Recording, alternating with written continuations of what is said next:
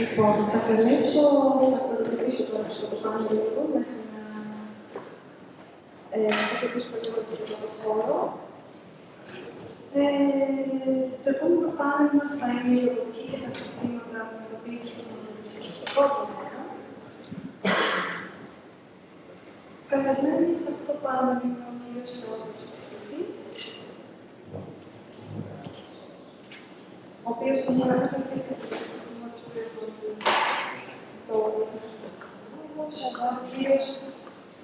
ο κύριος Χαϊλιού είναι διαταγμένος ερευνητής στο Ινστιτούτο Επεξεργασίας Λόγων στο Ελληνικό Πανεπιστήμιο.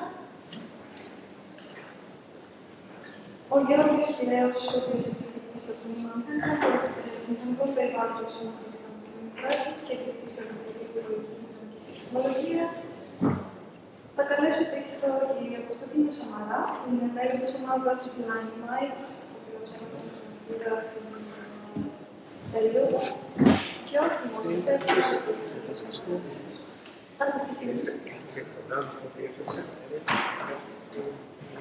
και ο κύριος Γιάννης Τιμπελίδης, επίσης μέλος της ομάδας Green Way και επίσης ομάδα που φιλοξενείται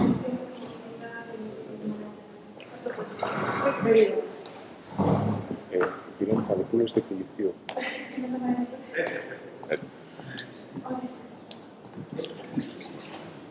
Θέλω να μας βοηθήσει. Έχουμε περάσει στην ενότητα του αγροτικού τομέα. Πρόσφατα θα έλεγα ότι έχει φωτιστεί ακόμα περισσότερο η σημασία της δουλειάς που κάνουν οι συνάδελφοι στον τομέα αυτό. Η έρευνα στο κομμάτι αυτό και η συνεργασία με τη βιομηχανία δεν είναι κάτι το οποίο συμβαίνει τώρα τα τελευταία χρόνια. Όμως τα τελευταία χρόνια είναι την όθηση που έχει δοθεί στον ψηφιακό μετασχηματισμό. Αν θέλετε και στον πράσινο μετασχηματισμό ή στο να υιοθετήσουμε τους στόχους της βιώσιμης ανάπτυξης, νομίζω ότι όλο αυτό φέρνει μπροστά μας τις νέες τεχνολογίες και με την ανάγκη, και εκεί θα πάει η πρώτη ερώτηση, τόσο να τις αναπτύξουμε, αλλά και να τις φέρουμε κοντά στους χρήστες. Ξέροντας λοιπόν ότι οι ομιλητές μας έχουν εξαιρετική δουλειά, ο καθένας από ένα διαφορετικό σημείο, θα ήθελα να ξεκινήσουμε με μια σύντομη περιγραφή της δραστηριότητας στο κομμάτι αυτό για να σας γνωρίσω το ακροατήριο και ταυτόχρονα να συζητήσετε το πώς εσείς από την μεριά σας και την εμπειρία σας πλησιάζετε με το αντικείμενο αυτό τον χρήστη. Εντάξει. Θέλετε να πάρετε... Νομίζω, θέλετε να ξεκινήσουμε. Πάμε είναι η σειρά σας, κύριε Πακίδη. Κύριε Πακίδη, είναι ένα καθηγητής πληροφορικής που πάει. Καλησπέρα σε όλους. Ευχαριστώ πάρα πολύ για την πρόσκληση. Όπως ήδη υπόθηκε, είμαι αναπληρωτής καθηγητής στο τμήμα πληροφορικής του Διεθνούς Πανεπιστημίου της Ελλάδος. Το γνωστικό μου αντικείμενο είναι τεχνολογία λογισμικού και ρομποτική, πράγμα που σημαίνει ότι έχω τη δυνατότητα να διαχειριστώ θέματα ταυτόχρονα και τεχνολογίας λογισμικού, αλλά ταυτόχρονα και ρομποτικής και βέβαια η μεγάλη προσπάθεια είναι να μπορέσω να παντρέψω αυτά τα δύο, γιατί καλά ρομπότ πραγματικά δεν μπορούν να γίνουν χωρίς πολύ καλό λογισμικό. Είμαι επίσης επικεφαλής του τομέα ρομποτικής στο εργαστήριο Αλληλεπίδρασης Ανθρώπων Μηχανές, σε ένα εργαστήριο στο οποίο τα τελευταία χρόνια, στα πλαίσια δύο μεγάλων προγραμμάτων, του EVITAR, του εξατομικευμένου βέλτιστου τρίγου με αυτόνομο ρομπότ και του TEGEA, τεχνολογία επιδέξιας γεωργίας αμπελών, συνολικού ύψους περίπου 4 εκατομμυρίων, προσπαθούμε να αναπτύξουμε ρομπότ, τόσο δηλαδή από πλευράς μηχανολογίας, προσθέτοντας διάφορα εξαρτήματα σε ήδη υπάρχοντα ρομπότ, όσο και από πλευράς λογισμικού και τεχνητής νοημοσύνης, έτσι ώστε να φτιάξουμε συστήματα τα οποία θα μπορούν να κάνουν διάφορες εργοτικές εργασίες, ιδιαίτερα σε αμπελώνες. Το εργαστήριο πλέον διαθέτει ένα πολύ μεγάλο πλήθος από διάφορα ρομπότ και εδώ θα ήθελα να δείτε, παρακαλώ αν θέλετε αλλάξτε. Εδώ βλέπουμε αυτόνομα κινούμενα ρομπότ, τροχοφόρα ρομπότ τα οποία ήδη έχουμε δηλαδή επέμβει και έχουμε τη δυνατότητα να μπορούν αυτά να κινηθούν αυτόνομα για να κάνουν κάποιες εργασίες. Ρομποτικούς βραχίονες, αυτό που βλέπετε δεξιά είναι ο UR10 της Universal Robots, παρακαλώ. Εδώ βλέπουμε ρομποτικό χέρι 5 δακτύλων που προσπαθούμε να χρησιμοποιήσουμε έτσι ώστε να κάνουμε επίσης, να το ενσωματώσουμε σε γεωργικές εργασίες.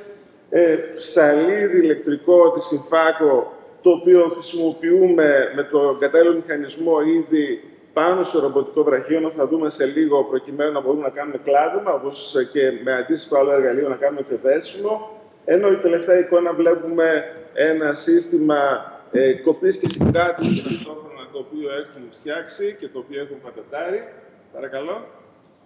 Εδώ βλέπουμε 3D εκτυπωτές που έχει το εργαστήριο, τόσο νήματος όσο και ρητίνης, προκειμένου να εκτυπώνουμε όλα τα επιπλέον εξαρτήματα που θα θέλαμε, όπως επίσης και συσκευές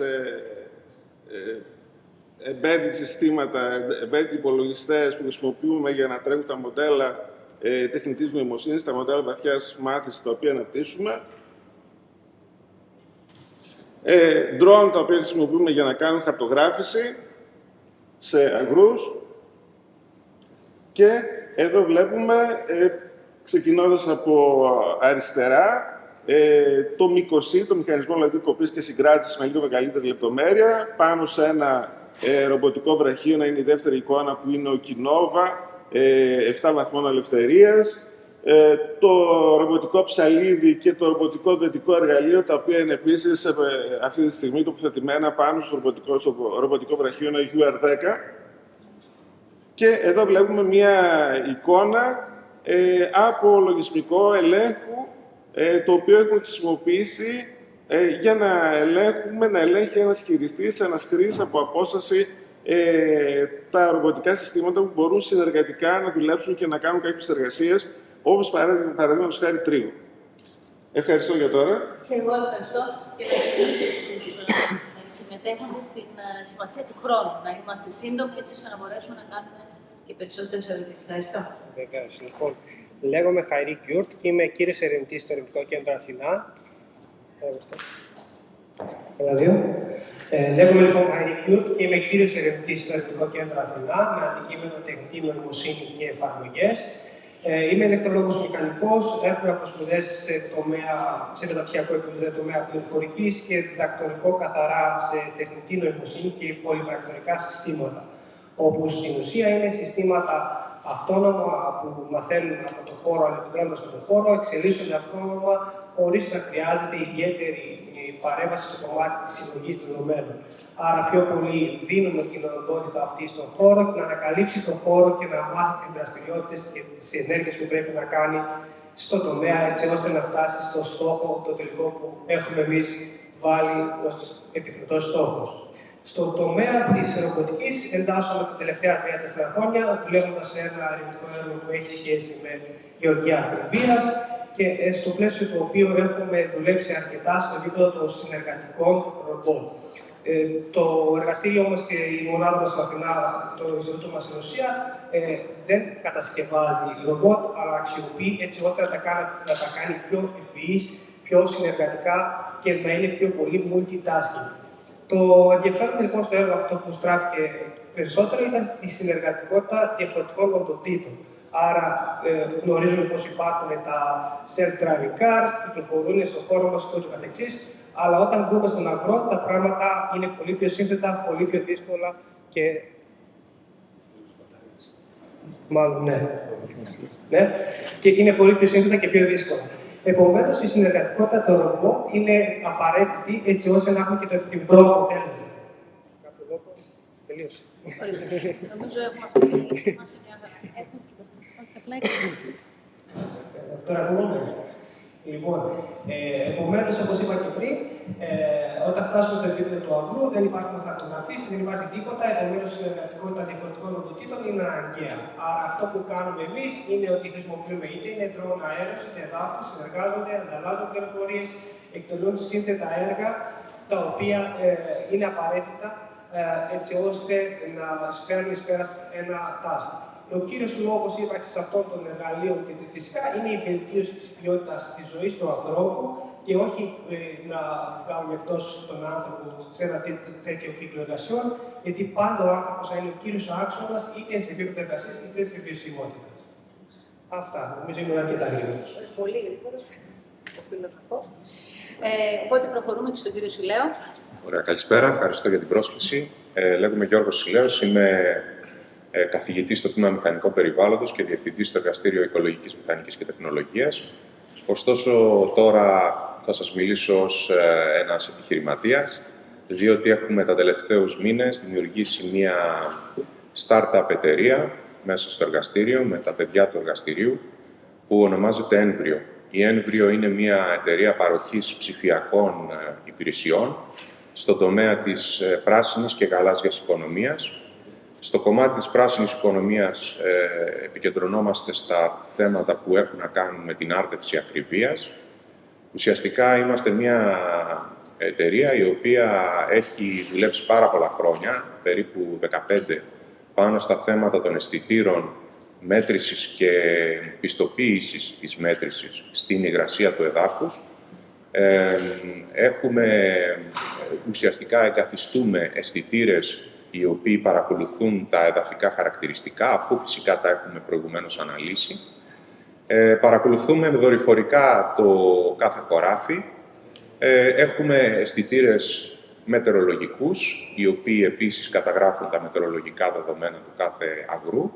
Και με βάση όλα αυτά τα δεδομένα, δηλαδή τα δορυφορικά, τα δεδομένα τα εδαφολογικά, αλλά και τα δεδομένα, τα στιγμιαία που έρχονται συνεχώς στους σερβερ, έχουμε τη δυνατότητα, έχουμε αναπτύξει μια πλατφόρμα, μέσω της οποίας προτείνουμε στον χρήστη, που πολλές φορές είναι αγρότης, άλλες φορές τώρα έχουμε πει και στον τομέα του περιαστικού πράσινου και του αστικού πράσινου, οπότε μπορεί να είναι ένας δήμος, να του δίνουμε μία σύσταση για το πότε, πόσο και πού πρέπει να ποτίσει.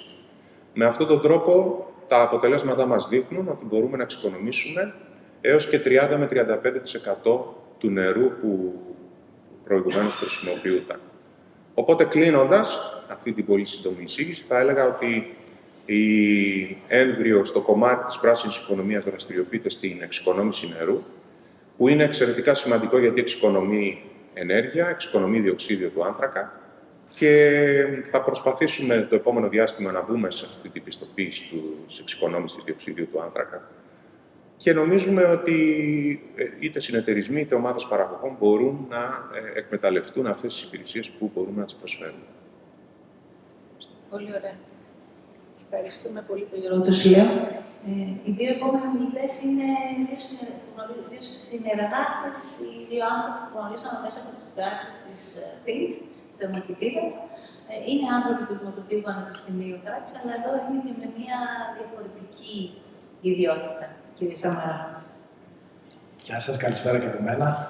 Ονομάζομαι Κωνσταντίνος Σαμαράς. Είμαι μεταδιδακτορικός ερευνητής στο Τμήμα Αγροτικής Ανάπτυξης στην Ορεστιάδα, του Δημοκρατικού Πανεπιστημίου Θράκης. Έχω ολοκληρώσει τη διδακτορική μου διατριβή στο Εργαστήριο Γεωλογικής Εντομολογίας και Ζωολογίας στο ίδιο τμήμα. Εκπροσωπώ την ομάδα Flying Mites, ταυτόχρονα βέβαια προχωρώντας και στο κομμάτι της έρευνας και μέσω προφανώς της ιδιότητάς μου ως μεταδιδάκτορας.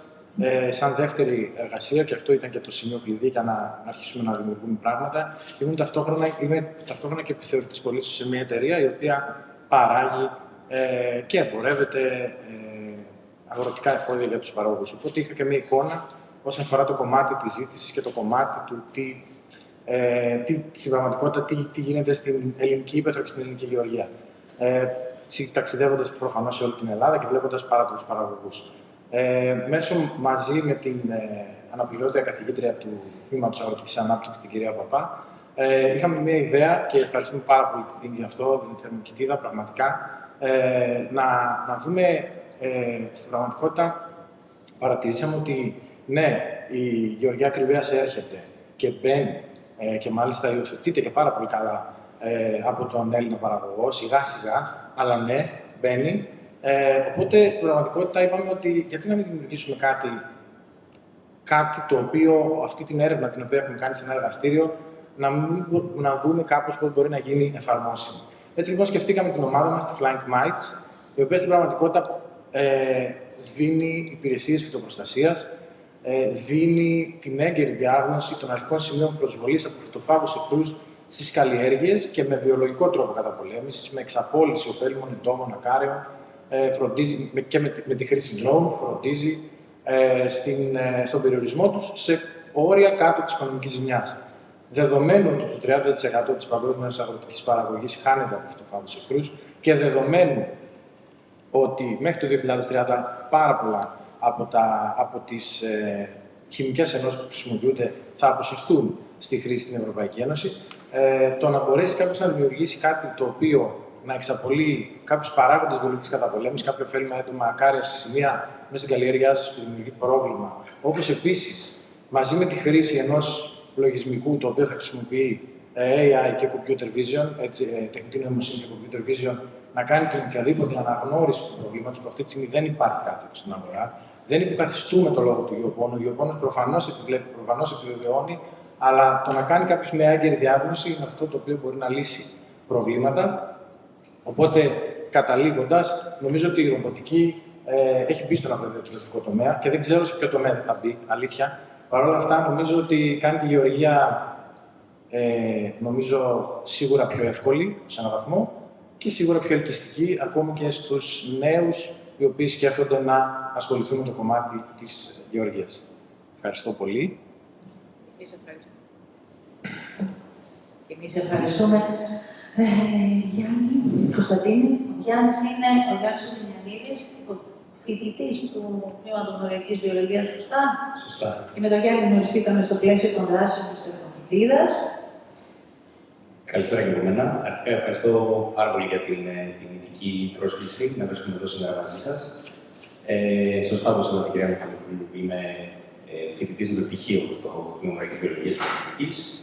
Ουσιαστικά, πάντα όμως μέσα μου υπήρχε αυτή η ανάγκη να συσχετίσω κάπως ερευνητικά αποτελέσματα με πιο επιχειρηματικά δεδομένα πάνω στο κομμάτι της επιχειρηματικότητας.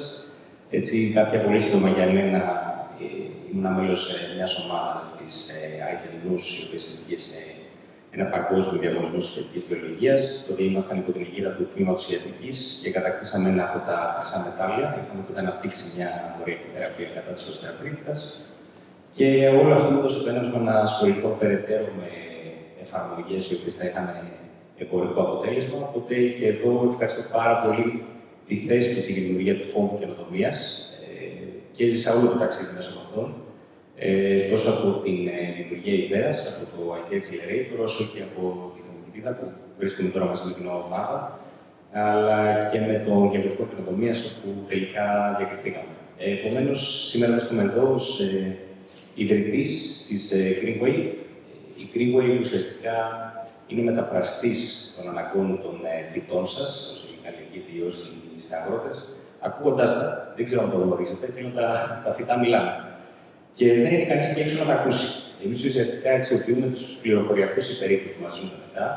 Κάθε φυτό παράγει διαφορετικούς υπερήχους σε διαφορετική συχνότητα, με διαφορετικό τρόπο και για διαφορετικό είδος στρες.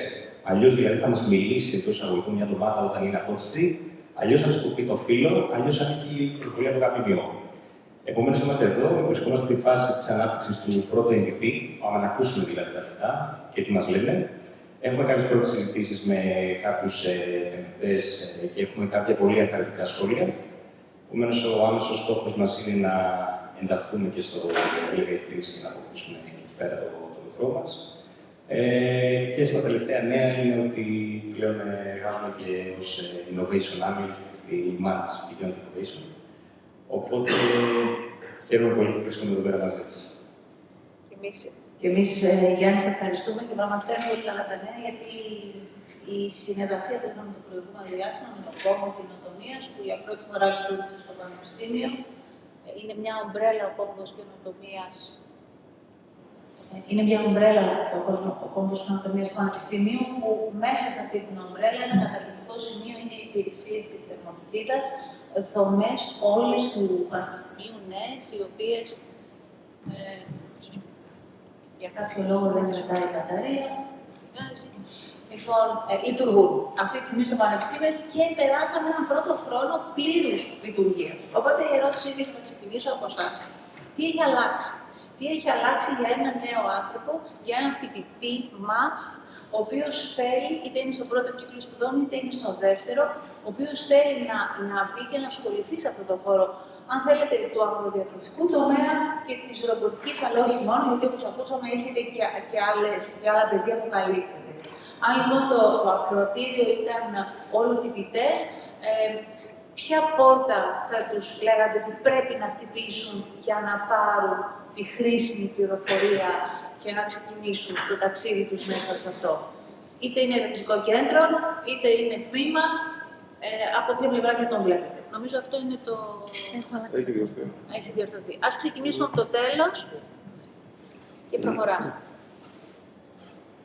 Πολύ ενδιαφέρουσα ερώτηση. Αρχικά θα έλεγα ότι η εξέλιξη είναι γύρω μας. Αρκεί δηλαδή να είσαι ένας καλός παρατηρητής. Αυτό που μαθαίνουμε στην επιστήμη, να μαθαίνεις αρχικά να παρατηρείς.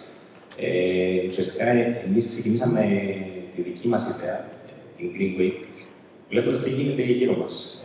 Τότε είχε γίνει το μεγάλο μπαμ με την Augmenta πολύ πρόσφατα, που εξαγοράστηκε 110 εκατομμύρια ευρώ. Ουσιαστικά βλέπουμε ότι έχει ανοίξει η πόρτα της γεωργίας ακριβίας, η οποία πόρτα νομίζω θα παραμένει ανοιχτή για μεγάλο χρονικό διάστημα και είναι πολύ ενθαρρυντικό που βλέπουμε όλο και περισσότερες startups σε αυτό το τομέα, στο startup tech. Οπότε ουσιαστικά αυτό που καλούμαστε και ως φοιτητής χρησιμοποιώντας την ιδιότητα είναι να παρατηρήσουμε τι γίνεται και να πούμε άφημα σε αυτό. Και εδώ είναι οι δομές και οι κόμβοι καινοτομίας που θεσπίζουν ανά τα ιδρύματα στη χώρα, τα οποία μπορούν να μας δώσουν εύκολα την πρόσβαση. Ο τομέας επομένως είναι ανοιχτός, περιμένει από εμάς να δράσουμε και πιο συγκεκριμένα εμείς τώρα να ακούσουμε τα φυτά. Οπότε θα τα ακούσουμε και θα είμαστε εδώ δίνοντας κάποιες λύσεις στην γεωργία ακριβίας. Να πω την αλήθεια, σε αυτή την ερώτηση, η αλήθεια είναι ότι ποτέ, και ως πρωτοτυχιακός φοιτητής και ως μεταπτυχιακός και ως υποψήφιος διδάκτορας, δεν είχα σκεφτεί ότι μπορούσε να υπάρχει διέξοδος μέσω του Πανεπιστημίου για να μπορέσω να φτιάξω ένα από τα όνειρα τα ερευνητικά που είχα στην πραγματικότητα. Δηλαδή, αυτό το οποίο πήρα και από τη θερμοκηπίδα και από το Business Acceleration, στο οποίο είδα στην αρχή ότι ξέρεις, αυτό το πράγμα που έχει σαν ιδέα πρέπει να προχωρήσει, μπορείς να το φτιάξεις. Δεν είναι το Πανεπιστήμιο εδώ να σε βοηθήσει να πας αυτό, να σου δείξει τα αρχικά βήματα και να το φτάσεις. Δεν νομίζω ότι θα φτάναμε ένα σκαλί πριν τη δημιουργία spin-off. Αν σε περίπτωση δεν υπήρχε κάποια στιγμή μια θέση σε ένα πανεπιστήμιο και μια ενημέρωση ότι υπάρχει το Youth Acceleration, Youth ID Acceleration και μετά ότι μπορείς να συνεχίσεις το Think και να προχωρήσεις ακόμα παραπάνω και να φέρεις αυτό το οποίο έχεις στο μυαλό σου να το κάνεις πραγματικότητα. Νομίζω ότι αυτή είναι η πρώτη πόρτα και για να απαντήσω σε μια προηγούμενη ερώτηση που την άκουσα πριν, η ελληνική ύπεθρος ζω στην Ιστιάδα, είναι 17.000 κάτοικοι. Είμαι από τη Θεσσαλονίκη, είναι 1,5 εκατομμύριο κάτοικοι. Πιστέψτε ότι νομίζω ότι είναι, αν στο κομμάτι που είσαι, αν σε εμπνέουν οι άνθρωποι με τους οποίους συνεργάζεσαι, αν ο τομέας βρίσκεται εκεί, πραγματικά, και αν σε περίπτωση όντως μπορείς και θέλεις να το εξελίξεις. Η ελληνική ύπεθρος ήταν εκεί για το γεωργικό κομμάτι, βοήθησε, δεν φαντάζομαι ότι κάτω από το λευκό πυργό καλύπτουν ντομάτες. Οπότε στην πραγματικότητα, πραγματικά το Πανεπιστήμιο ήταν η πόρτα στην οποία χτυπήσαμε και βρήκαμε τη διέξοδο. Ευχαριστούμε, Κώστα. Ευχαριστώ. Ναι, για μένα, καταρχήν να πω ότι η Έμβριο, η εταιρεία αυτή που δημιουργήσαμε στο εργαστήριο, είναι μια εταιρεία που ξεκίνησε από τη θερμοκηπίδα στον πρώτο κύκλο. Γιατί όσο και να λέγαμε ότι γνωρίζουμε το αντικείμενο, τα επιχειρηματικά θέματα και τα θέματα κατανόησης της αγοράς δεν τα γνωρίζαμε, ούτε και τα γνωρίζουμε πλήρως και τώρα. Ωστόσο, κινούμαστε, θεωρώ, σχετικά ευέλικτα, Όπως σας είπα, ξεκινήσαμε με τις πολύ παραδοσιακές καλλιέργειες, όπου ουσιαστικά νοικιάσαμε και χωράφια για να τεστάρουμε την τεχνολογία που αναπτύσσουμε, η οποία ποτίζοντας βαμβάκι, καλαμπόκι, μυδική, αυτά που είναι τα κλασικά που κάπως της Ξάνθης ή της Καβάλας καλλιεργεί. Και πολύ γρήγορα αντιληφθήκαμε ότι δύσκολα θα μπορούσε η γεωργία ή η άρδευση ακριβίας να περάσει στον αγρότη αυτόν και κινηθήκαμε προς εταιρείες οι οποίες χρειάζονται την ποιότητα και η άρδευση είναι πολύ σημαντικός παράγοντας στην ποιότητα του προϊόντος. Ουσιαστικά βελτιώνουμε πάρα πολύ την ποιότητα από το μούστο, όταν ποτίζουμε δηλαδή αμπέλια, βελτιώνουμε εξαιρετικά το μούστο σε υνοπαραγωγικές εταιρείες. Αυτό είναι κάτι το οποίο σιγά σιγά το αναπτύσσουμε και το βελτιώνουμε. Συνεργαζόμαστε με εταιρείες πιο μεγάλες στον χώρο. Και το επόμενο βήμα ήταν το να φύγουμε και από αυτό και να πάμε προς επιχειρήσεις δημοτικές ή δήμους, οι οποίοι ενδιαφέρονται να εξοικονομήσουν νερό όταν έχουν να ποτίσουν πολύ μεγάλα πάρκα. Τώρα αυτή τη στιγμή ποτίζουμε το Χιτά της Φυλής, ποτίζουμε το Δήμο Βάρης Βούλας Βουλιαγμένης, ποτίζουμε το Δήμο Πεντέλης. Όλα αυτά για να απαντήσω τι έχει αλλάξει. Έχει αλλάξει ότι σήμερα εγώ μπορώ από την Ξάνθη να ποτίζω ένα χωράφι που βρίσκεται στην Κρήτη. Μπορεί να βρίσκεται αυτό το χωράφι μεθαύριο στο εξωτερικό και άρα για μένα ο χώρος και το marketplace, ας πούμε, στο οποίο εγώ μπορώ να κινηθώ είναι όλος ο κόσμος.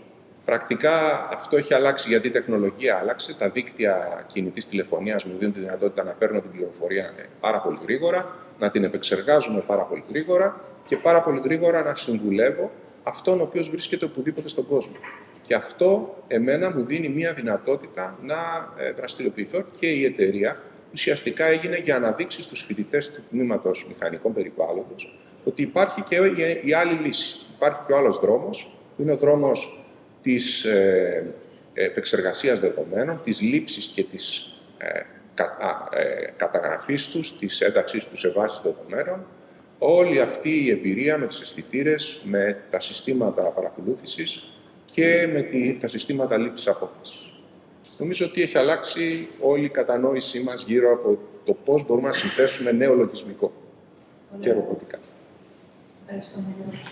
Η δικιά μου άποψη σχετικά με το πώς θα μπορούσε κάποιος να εξελιχθεί σε αυτό το τομέα είναι ότι πολλές φορές έχουμε κάποιες ιδέες. Για παράδειγμα, ως μηχανικός θα έλεγα, πολλές φορές μπορούμε να έχουμε κάποιες ιδέες, αλλά όταν τίνουμε μέσα στην ιδέα του μηχανικού, πολλές φορές δεν θα πετύχει αυτό το πράγμα. Για μένα η άποψή μου είναι ότι τις ιδέες και να γνώσεις απόψεις θα πρέπει να τις διευρύνουμε με συζητήσεις και συνεργασία με διαφορετικές οντότητες, διαφορετικές ειδικότητες, έτσι ώστε να δούμε αν όντως είναι βιώσιμη και αν μπορεί να προχωρήσει. Αυτό που βλέπω πως έχει αλλάξει τα τελευταία χρόνια είναι ότι υπάρχουν τα υποστηρικτικά κέντρα, όπως είναι το Think και άλλες οντότητες που υποστηρίζουν τέτοιες ιδέες και βοηθάνε τον κόσμο όχι απλά να κλειστούν σε μια έξυπνη ιδέα που ποτέ μπορεί να μην βγει προς τα έξω, αλλά να την διευρύνουν, να γίνει πιο αποδοτική και ίσως ακόμα να φτάσει σε υψηλό επίπεδο να παράξει ένα πολύ σημαντικό τελικό προϊόν ή και ακόμα να εξαγωνιστεί από ακόμα μεγαλύτερες εταιρείες. Άρα, αυτό που θα σκεφτόμουν και θα έλεγα σε όλους τους φοιτητές που έχουν κάποια ιδέα είναι συζητήστε τις με ειδικούς, με πιο ειδικούς, με άλλες ειδικότητες, έτσι ώστε να βρείτε μια κοινή κατεύθυνση και ένα καλό στόχο. Το να είμαστε κλεισμένοι μόνο στην ιδέα μας και χωρίς φυσικά να σκεφτόμαστε τα υπόλοιπα, πιθανόν να μείνει στο ράφι άλλη μια ιδέα και να μην μπορέσει ποτέ να βγει έξω στην αγορά ή στο. Ωραία. Ευχαριστούμε πολύ. Οι δικές μου σκέψεις είναι οι εξής. Σαν εργαστήριο καταρχάς έχουμε διαπιστώσει ότι μπορούν να υλοποιηθούν ένα πλήθος από διαφορετικές εργασίες που σχετίζονται με την καταρχάς λογογεννείται τομέα, με εργασίες που πρέπει να γίνονται στους αγρούς κτλ. Επίσης, μπορούμε να διαπιστώσουμε ότι μπορούν να γίνουν πολλά πράγματα στη μεταποίηση χρησιμοποιώντας ρομπότ, στη μεταποίηση τροφίμων χρησιμοποιώντας ρομπότ, έτσι ώστε να μπορέσουν να αυτοματοποιήσουν οι διαδικασίες, να βελτιώσουν προϊόντα, να κάνουν έλεγχο ποιότητας Και επίσης φυσικά στην μεταφορά και αποθήκευση πάλι των προϊόντων, όπου μπορεί να γίνεται με συγκεκριμένο τρόπο, ελεγχόμενη αποθήκευση, να έχουν καλύτερο έλεγχο των προϊόντων και όλα αυτά. Αυτό συνεπώς θα είχε ως συνέπεια να έχουμε καλύτερη ποιότητα προϊόντων, να έχουμε μεγαλύτερη αύξηση παραγωγής, να έχουμε μεγαλύτερο χρόνο επεξεργασίας γενικά χρησιμοποιώντας τον πόρο. Ωστόσο, όλες αυτές οι ιδέες, όλα αυτά τα αποτελέσματα που έχουν προκύψει, δεν θα έκανε κανένα νόημα μέσα σε ένα εργαστήριο. Ο σκοπός λοιπόν είναι πράγματι με τη βοήθεια τέτοιων κέντρων όπως το ΘΙΝΚ ή άλλα ανάλογα κέντρα που έχουμε και εμείς στην Καβάλα, το ΘΕΚΛΑ ή και η Σπύρα που συνεργαζόμαστε για ανάλογα προϊόντα, να μπορέσουν τελικά να δώσουν τελικά προϊόντα τα οποία θα μπορέσουν να βοηθήσουν πραγματικά τους αγρότες, τον τομέα της μεταποίησης τροφίμων, έτσι ώστε να μπορέσουν πραγματικά να χρησιμοποιηθούν από όλους. Άρα, αυτό που έχω να προτείνω σε όλους τους ηγητές εδώ που μας παρακολουθούν είναι ότι δεν αρκεί να έχετε μια ιδέα, δεν αρκεί μόνο να την υλοποιήσετε.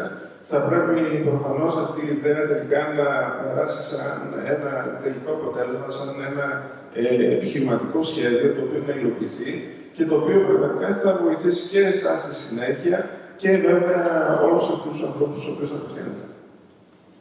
Πολύ ωραία. Ευχαριστούμε πάρα πολύ. Νομίζω ότι έχουμε φτάσει στο σημείο που προχωράμε σε ερωτήσεις από την πολυαγραφή χρόνου. Οπότε, θα ήθελα να ρωτήσω αν υπάρχει κάποια ερώτηση στο κοινό. Αλλιώς θα κάνω, αν δεν υπάρχει, θα κάνω μια ερώτηση σύντομη. Και μετά ολοκληρώνουμε και μπορούμε να προχωρήσουμε σε επόμενο πάλι. Η ερώτηση είναι η εξής. Αν είχατε τη δυνατότητα να διαλέξετε ένα συνεργάτη, ποια θα ήταν τα χαρακτηριστικά που θα θέλατε, που θα έφερνε την προστιθέμενη αξία στην ομάδα σας, που πιστεύετε ότι θα άλλαζε το προφίλ, τη δυναμική, τα χαρακτηριστικά. Είστε όλοι σε δομημένες ομάδες, αποτελεσματικές, είναι ξεκάθαρο αυτό το πράγμα. Αν είχατε την επιλογή να διαλέξετε τον ιδανικό συνεργάτη, ποιο θα διαλέγατε ή ποια, για να μην περιορίσω τα πράγματα. Νομίζω ότι δεν μπορούμε να δώσουμε μια τέτοια απάντηση ενός μοναδικού συνεργάτη, γιατί η ανάπτυξη τέτοιων εργοτικών συστημάτων εξαρτάται από τη συνεργασία πολλών ανθρώπων με πολλές διαφορετικές ειδικότητες και αντικείμενα. Δηλαδή, ανέφερε και νωρίτερα και ο κ. Κοντουλάνος ότι συνεργαζόμαστε με γεωπόνους, συνεργαζόμαστε με ψυχολόγους. Άρα λοιπόν, για να μπορέσει μια ομάδα να είναι αποτελεσματική και να δημιουργήσει τέτοια προϊόντα τα οποία θα είναι αποτελεσματικά, θα είναι αποδοτικά, θα πρέπει να, εφόσον μιλάμε για ρομποτική, να έχουμε ρομποτιστές, να έχουμε μηχανικούς λογισμικού, να έχουμε ηλεκτρολόγους, ηλεκτρονικούς, μηχανολόγους και από εκεί πέρα όλες τις ανεφερείς άλλες ειδικότητες οι οποίες θα μας επέτρεπαν να αντλήσουν πληροφορία για πράγματα τα οποία εμείς δεν μπορούμε να ξέρουμε. Δεν μπορούμε να ξέρουμε πράγματα τα οποία έχουν σχέση με τον αγρό. Αυτά μπορεί να μας δώσει ο γεωπόνος. Δεν μπορούμε να ξέρουμε λεπτομέρειες για το πώς συμπεριφέρεται ένα παιδάκι. Εκεί θα δώσει τις λεπτομέρειες ένας ψυχολόγος, ένας ειδικός. Άρα λοιπόν δεν νομίζω ότι μπορούμε να επιλέξουμε μόνο ένα ειδικό. Χρειάζεται προφανώς συνεργασία πολλών ειδικοτήτων προκειμένου να μπορέσουμε να πετύχουμε το επιθυμητό αποτέλεσμα σε κάθε περίπτωση. Αν μιλούσαμε με ένα αυστηρό τρόπο, θα λέγαμε ότι αν γνωρίζαμε ποια είναι τα δικά μας κενά, θα προσπαθούσαμε να βρούμε κάποιο άνθρωπο να μας γεμίσει αυτά τα κενά. Αλλά προφανώς για να αξιολογήσουμε τον εαυτό μας ή να μπορέσουμε να αναγνωρίσουμε τα δικά μας κενά, νομίζω ότι είναι πολύ δύσκολο και δεν το νομίζω ακατόρθωτο. Αυτό που θα έλεγα και θα συμφωνήσω με τον κύριο Παχίδη, ότι δεν μπορούμε να πούμε ότι επιλέγουμε ένα συγκεκριμένο συνεργάτη, αλλά σίγουρα πολλούς, έτσι ώστε να φέρουμε εις πέρας τους στόχους που έχουμε βάλει στις εργασίες, καθώς όπως αναφέρθηκε και στις όλες τις προηγούμενες ομιλίες, η ρομποτική δεν είναι μόνο ένας μηχανικός ή ένας ηλεκτρολόγος ή ένας οτιδήποτε άλλο. Συνεργασία πολλών διαφορετικών ρομποτήτων και που πολλές φορές όταν ακούμε πως ένας άνθρωπος θα κάνει όλα αυτά μαζί, δεν είναι και το τέλειο αποτέλεσμα. Άρα, επιλογή σωστών συνεργατών για συγκεκριμένες θέσεις, έτσι ώστε να προχωρήσει στο σύνολο η ομάδα. Και όχι απλά η συνολική μια εικόνα και το να φτάσουμε σε ένα αποτέλεσμα που ίσως στο τέλος να μην είναι σωστό και να είναι εντελώς λάθος το προϊόν που θα βγει στην αγορά. Άρα, γενικά συνεργασία διαφορετικών οντοτήτων, διαφορετικών ειδικοτήτων, στοχεύοντας πάντα στο καλύτερο αποτέλεσμα. Πολύ ωραία. Ευχαριστώ πολύ. Τώρα για μένα ο ιδανικός συνεργάτης, υπάρχει ολόκληρο φιλοσοφία γύρω από αυτό. Είναι αυτός που θα του πεις ένα πράγμα, θα καταλάβει τα 5 και θα σου φέρει πίσω 10. Οπότε, σε αντιδιαστολή με τον κακό φοιτητή που θα του πεις 10, θα καταλάβει 5 και θα σου φέρει πίσω το 1. Οπότε, νομίζω ότι ο ιδανικός συνεργάτης είναι αυτός ο οποίος θα φέρει την προστιθέμενη αξία στην ομάδα. Εγώ συνεργάζομαι πολύ έντονα με τους ηλεκτρολόγους εδώ στο Δημοκρίτιο, στο Πολυτεχνείο. Αλλά, και αυτό πρέπει πάντοτε να το γνωρίζουμε, όπως είπε και ο προηγούμενος συνάδελφος εδώ, απαιτείται συνεχής επίβλεψη, γιατί αυτά τα εργαλεία της μηχανικής μάθησης, της τεχνητής νοημοσύνης είναι πάρα πολύ ωραία, πάρα πολύ εύχριστα, είναι εντυπωσιακά εργαλεία, αλλά αν δεν καταλαβαίνει κάποιος τι ακριβώς κάνει, ποιο είναι η εισαγωγή των δεδομένων και ποια είναι το τελικό αποτέλεσμα, μπορεί να οδηγηθεί σε φοβερά λάθη, τα οποία μπορεί να οδηγήσουν όταν το κάνεις αυτό επιχειρηματικά ή επιχειρησιακά, μπορεί να οδηγήσουν σε τρομερές αστοχίες. Για μένα, λοιπόν, αυτός είναι ο ιδανικός συνεργάτης, αυτός που θα καταλάβει ότι θα πω ένα πράγμα, αλλά θέλω 10 στο τέλος, και αυτός που θα καταλάβει ότι τελικά δεν θα δουλέψει μόνος του, θα έχει πάρα πολύ έντονη επίβλεψη και θα πρέπει να προσαρμοστεί στις ανάγκες και στις απαιτήσεις της ομάδας. Ευχαριστούμε πολύ. Εγώ θα έλεγα καταρχάς όσο αυτή η ερώτηση προχωράει γίνεται πιο δύσκολο στον επόμενο μιλητή, γιατί πρέπει να περιγράψει το ίδιο με άλλα λόγια. Αλλά στην πραγματικότητα η αλήθεια είναι ότι ο ιδανικός συνεργάτης είναι πάντα το κομμάτι του puzzle που σου λείπει. Δηλαδή, η δικιά μας ομάδα παρτίζεται από ηλεκτρόνους, αλλά σας μίλησα για computer vision, για AI, τα οποία προφανώς και δεν κατέχουν. Μπορούμε να κατέχουμε πράγματα όμως τα οποία έχουν να κάνουν με το τι βλέπω στο χωράφι, πώς αναγνωρίζω αυτό το πράγμα στο χωράφι, αν αυτό το μέγεθος της ζημιάς που βλέπω εγώ είναι καταστρεπτικό ή θα μπορούσε να γίνει καταστρεπτικό. Αλλά αυτό πρέπει να υπάρχει ένας συνεργάτης ο οποίος να μπορεί να το μετατρέψει, αυτό που θα το πω εγώ, μάλλον σε εικόνα, σε ηλεκτρονική εικόνα, για να καταλάβει έναν drone, για να καταλάβει ένα λογισμικό και να εξαπολύσει τα σημεία που πρέπει αυτό το πράγμα. Οπότε σίγουρα χρειάζονται μηχανική, σίγουρα χρειάζεται προγραμματιστής για να μπορούν να γίνουν αυτά και όπως και κατευθυνθήκαμε για αυτά. Και σίγουρα όσο μεγαλύτερη δουλειά, τα κομμάτια του puzzle γίνονται πιο πολλά, λείπουν και πρέπει να συμπληρώσει πιο πολλά κομμάτια. Εντάξει, έτσι είναι. Ευχαριστούμε. Γιάννη. Το δηλώσω και εγώ αυτό το puzzle. Αλλά θα το πάω λίγο πλευρικά. Τι εννοώ με αυτό. Η δική μας ομάδα είναι αρκετά διαπιστημονική. Δηλαδή υπάρχουν background από φυσικούς, ηλεκτρολόγους, μηχανικούς, εμπορική βιολογία, πληροφορική. Επομένως, ένα στρατηγικός, θα χρησιμοποιήσω αυτό το επίθετο για τον συνεργάτη, είναι πρωτίστως ο πελάτης στον οποίο θα πετυχθείς. Όσο καλά και να επιλέξεις τον συνεργάτη σου, όσο καλά και να αναπτύξεις το προϊόν σου με βάση καλούς συνεργάτες, δεν έχει νόημα αν δεν υπάρχει κανείς να το αγοράσει. Και το λέω αυτό γιατί μου δίνεται αφορμή με αυτήν την ερώτηση να πω για τη μεγάλη πρόκληση που έχουμε στον αγοροδιατροφικό τομέα, που είναι οι πελάτες και το προφίλ των πελατών στην Ελλάδα. Και το βλέπουμε αυτό μέσα από το market analysis που κάνουμε αυτή την περίοδο εμείς ως Greenway. Οι Έλληνες αγρότες έχουν λίγο μια διαφορετική αντίληψη της γεωργίας ακριβίας και αυτό το βλέπουμε και από τα παραδείγματα επιτυχημένων startups όπως η Augmenta που τις πρώτες μεγάλες πωλήσεις έκανε δυστυχώς για εμάς στα Βαλκάνια. Γιατί υπήρχε λίγο ένας συντηρητισμός και μια απόσταση από τις νέες τεχνολογίες. Να το πω πιο απλά, υπάρχει αυτή η αίσθηση, δεν θα μου πεις πότε να αποτύσσω, ας πούμε, ή εγώ ξέρω καλύτερα πότε να ακούσω το φυτό, δεν μιλάει, δεν κάνει. Οπότε, βασικός συνεργάτης, για να κλείσω την απάντησή μου, είναι το να αφουγκραστείς την κοινωνία στην οποία απευθύνεσαι, τον πελάτη και να χτίσεις ένα καινούργιο οικοσύστημα από την αρχή. Και γι' αυτό νομίζω έχουμε σε όλο αυτό το mindset κοινό που βλέπω εδώ πέρα που μοιραζόμαστε. Μπορούμε να το ανοίξουμε. Είναι μια πόρτα ανοιχτή, όπως είπα και προηγουμένως, και αρκεί να πούμε μέσα. Πολύ ωραία. Σας ευχαριστώ πολύ όλους. Ολοκληρώσαμε. Ελπίζω και πιστεύω ότι θα είμαστε όλοι πολύ καλοί συνεργάτες στο μέλλον. Ευχαριστώ πολύ. Ευχαριστώ.